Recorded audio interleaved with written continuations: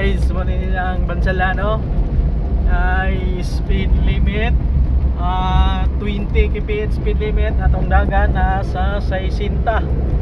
Oh, saan man eh ato ning adjustan kay speed limit 20 atong dagan sa 60. Siya mga guys diri ni sa may Bansalan Davao del Sur. Doon ni siya sa Digos City. Lungsod ni siya nga Bansalan. Ni siya nga to ang lawigan karon nga Urasa no. Dili sa Bansalan Davao del Sur. So ni siya.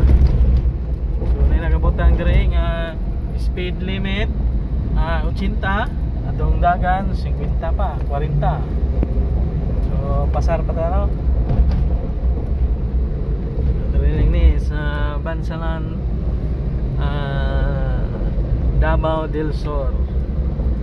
Diri ni siya sa Cotabato, North Cotabato. Okay lang bicycle. Padayon ta sa unahan mga kabro no. Padayon ta.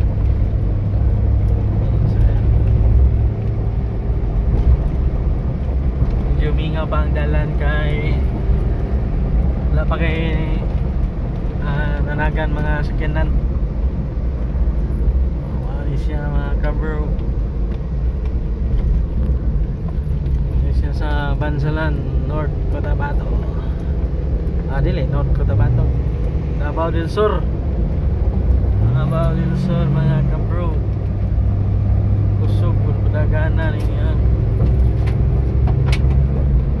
Dump truck ni na uberte kani motor. Yung padagan. Oops, yung mga bato, oops. Nagsingkanta mga bato. So magalagsing nilang mga bato. Super padagana ning truck kani. Pag mo maginahinay ning truck kani. Butika tre. So gibutika na to ang dump truck. Labi na tre ang dalan dire kay espaltado na. Ano na kayo mga dagan dire biya. Siya na umana nag-espalto. Ilalo man siminto. Paibabuan og asfalto mga hilom kayo yung dagan mo diri mga kabro. Padaw na niya sa sentro sa